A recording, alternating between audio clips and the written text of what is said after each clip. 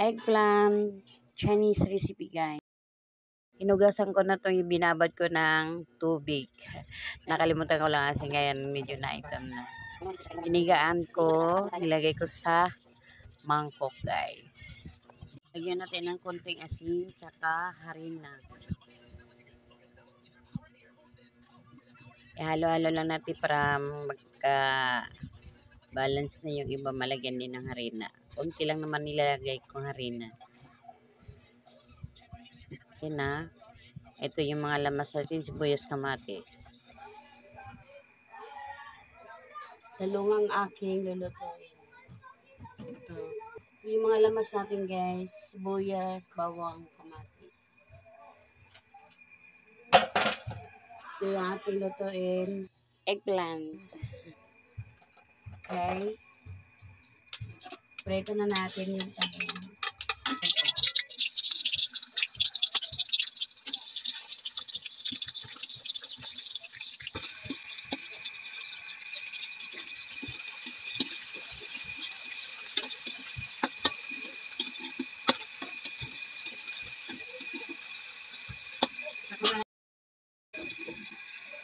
Takpan muna natin, guys, para madaling maluto. Okay na to, haonin na natin ang pinirito natin talong.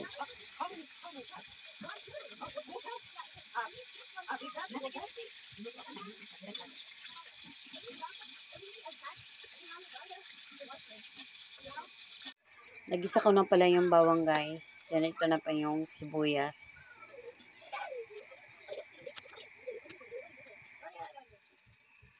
Lagay ko na rin yung kamatis.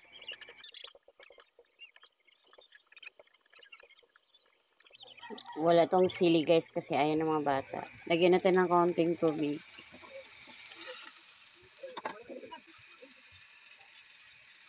Liquid seasoning. Paminta. Soy sauce. Tansa-tansa lang to, guys.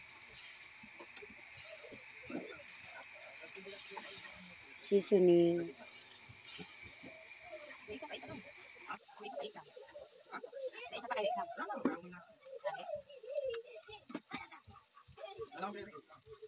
Lagyan na natin yung prito nating eggplant.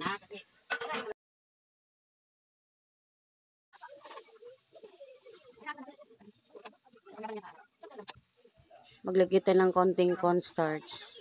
Malapit kasi, guys, yung aroma ng mga lamas sa kapitin sa gulay.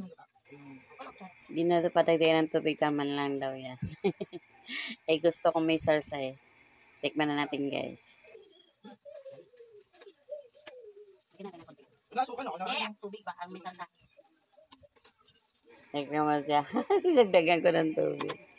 Gusto niya tama na daw yun. Takpan mo natin sandali, guys. Nakakapit sa talon yung mga aroma ng mga lamas dyan.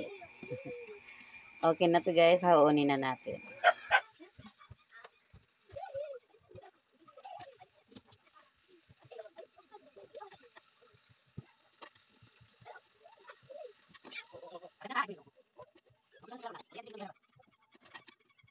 Luto na ang ating eggplant Chinese recipe.